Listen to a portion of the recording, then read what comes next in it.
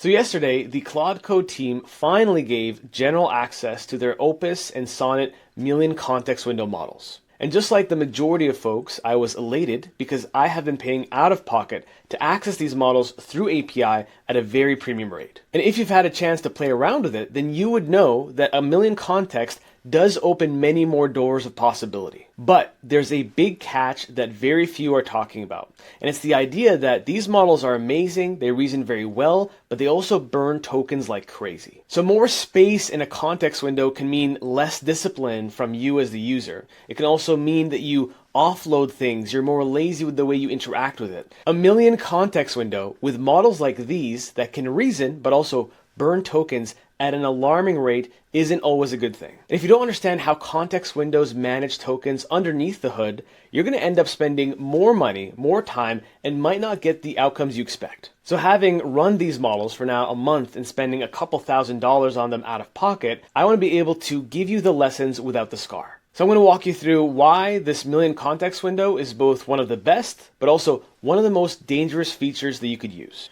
Let's get into it. Now, like I said, for business purposes, I've been using this model in my agency, and we spent just this month $1,600 on Opus and Sonnet with the 1 million context window. I can naturally rationalize this because we run tons of experiments. We build all kinds of internal products for our customers, communities, etc. So us using this makes sense. But for the average person not on a $200 plus max plan, if they're at the $100, you have to be a lot more responsible and know exactly when it might make sense to use this. Now, the core promise is that it will allow you to have longer running sessions, and you can go from a plan to executing said plan in one stream of consciousness. And that is one of the absolute best pros. If you have a proper plan, you used to be able to just plug it into Opus, and sometimes that plan was too complex, especially if you're doing something more on the technical front or vibe coding front. You'd go from a plan in a brand new session, you'd go and execute it, and all of a sudden, halfway through the plan, you're pushed to compact.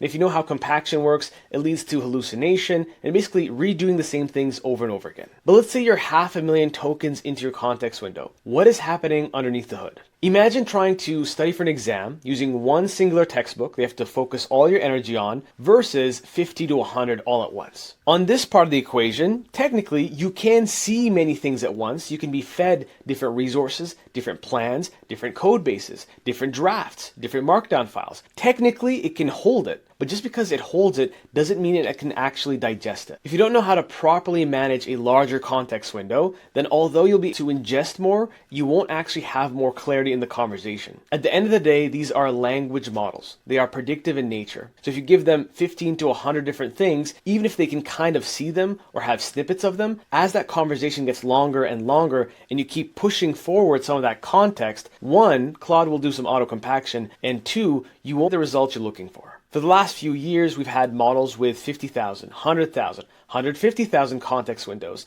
and the problem has always been the same. At some point, context degrades, a conversation degrades.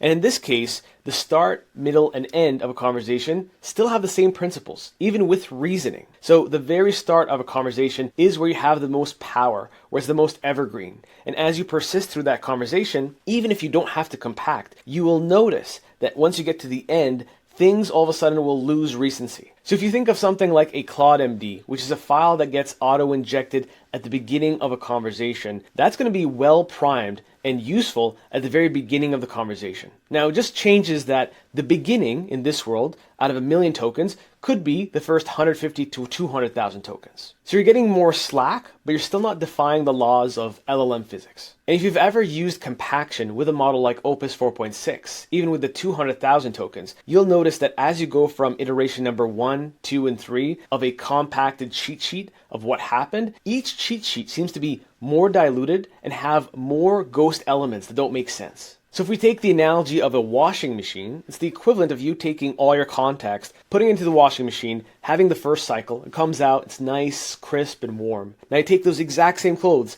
and you put them back again and again. Eventually, some colors will start to wear off, you'll have some wrinkles, all kinds of problems will happen. So what happens when you hit that million token mark?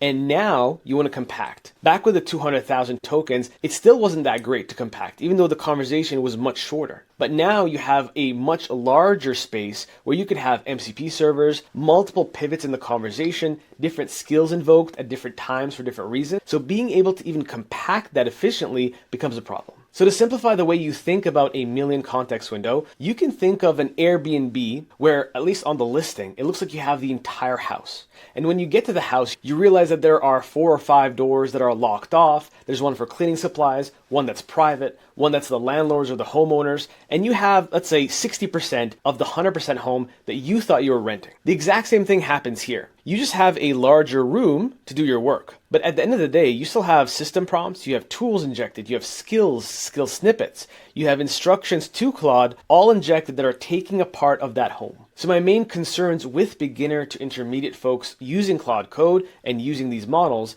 is not learning the baby steps of brevity and intentionality. When you start a brand new Claude Code session, at least with 200,000 tokens, you know you have to have a very tight plan. You have to manage different terminals in different ways, that you have a way to split up one task into different parts that make sense to run in parallel. When you have a million context window, you might become lazy to even using sub-agents to do things on your behalf that are more grunt work. And if you don't know, sub-agents allow you to have different context windows for different subtasks that run without flooding or polluting your existing context window. A lot of these best practices can be lost when you feel like you can do whatever you want. So although it's counterintuitive, I would implore that if you are on the beginner side, that you actually learn and use Claude Code using the old context window, and then you graduate to the million context window. And if you don't know how to do that, all you have to do is the following. So you just go into your Claude Code, and when you do models now by default, you will see the Opus 4.6 recommended with a million context window. But what you can do is this. You can just do /model and then write Opus.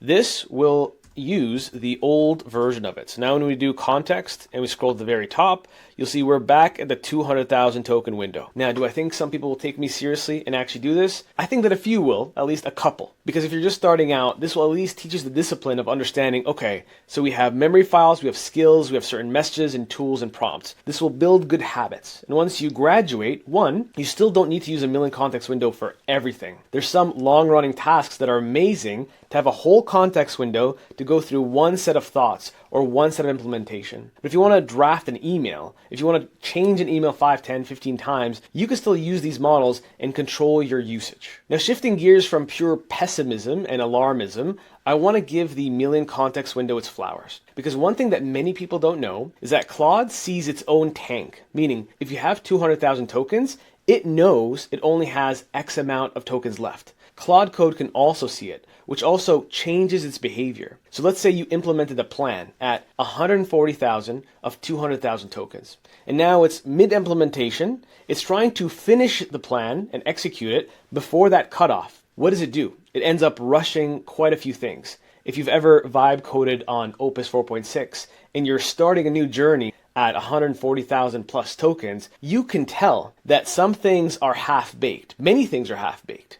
Claude knows it has more breathing room, and knowing that it has more breathing room will allow it to be a lot more thorough. So when you do have a task that has from A to J different steps with different nuances, if it's something technical, going to databases, using skills, invoking different API services, this is awesome to use, especially if you have a really good plan. So to make this tactical, when it makes sense to go big are big research projects, planning and then building in the same session, where you also have the advantage that you can execute a plan, then you can clear the session, then you can just do the execution purely of said plan in this stateless session. And you can also use it for long writing sessions or creation sessions. So for myself, for example, we do a lot of workshops for companies on how to use Claude Code, how to use Claude Cowork. And when I create a custom PowerPoint deck for that different training, PowerPoints take an insane amount of tokens. So if I have a long-running conversation, I don't have to keep compacting. I can go from slide deck version 1 to 2 to 3, and by 500,000 tokens, I have my PowerPoint deck. And lastly, if you're doing a dedicated discovery session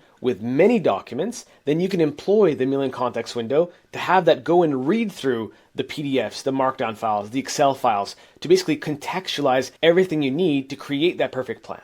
So again, my goal is not to be Mr. Debbie Downer. It's just to empower you with the knowledge for you to responsibly use this stuff and use it where it works best. So with that, these are 5 different tips that I would implore you to think about before using the million context window. Again, especially if you're a beginner to intermediate. If you know what you're doing, then you don't have to listen to this, but it might be helpful. Number 1 is planning fresh starts between sessions. So again, if you dedicate a whole session to discovering documents and breaking them down, start a brand new session for the execution of a plan or the creation of a plan. Another thing is that Claude does auto compacting. You can actually make it into manual compacting so that only you choose when information is compacted. Then you really have control over at what point in the conversation you are, and you know what information is being plugged in at all times. Another is naturally to have a very lean, mean Claude MD, but also take advantage of Claude rules. Many people don't take advantage of Claude Code rules to offload things from the Claude MD. And this is where you can say things like, learn my brand voice, or this is how I like to write a LinkedIn post, or respond to X replies. All of that doesn't have to live in a Claude MD.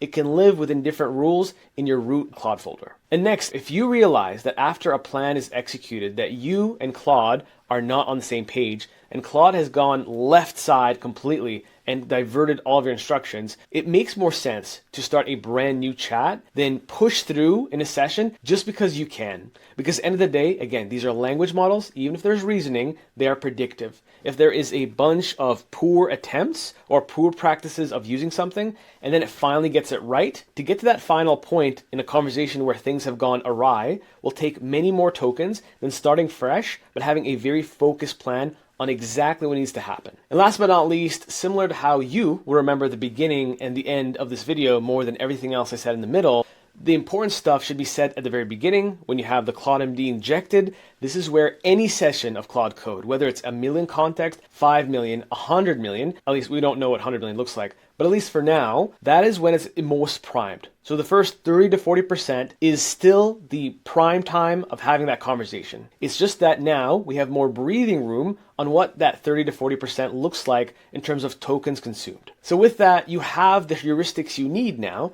to better understand where and when to use a million context window, when it might be helpful and when it might be harmful. But just to emphasize where I stand, this is overall awesome and has made a lot of things possible for myself and my business. So it is definitely a blessing, but you want to make sure it doesn't become a curse. If you found the video helpful, then please let me know down in the comments below. Leave a like and a sub on the channel. Really helps the reach and helps me out. And for the rest of you, I'll see you in the next one.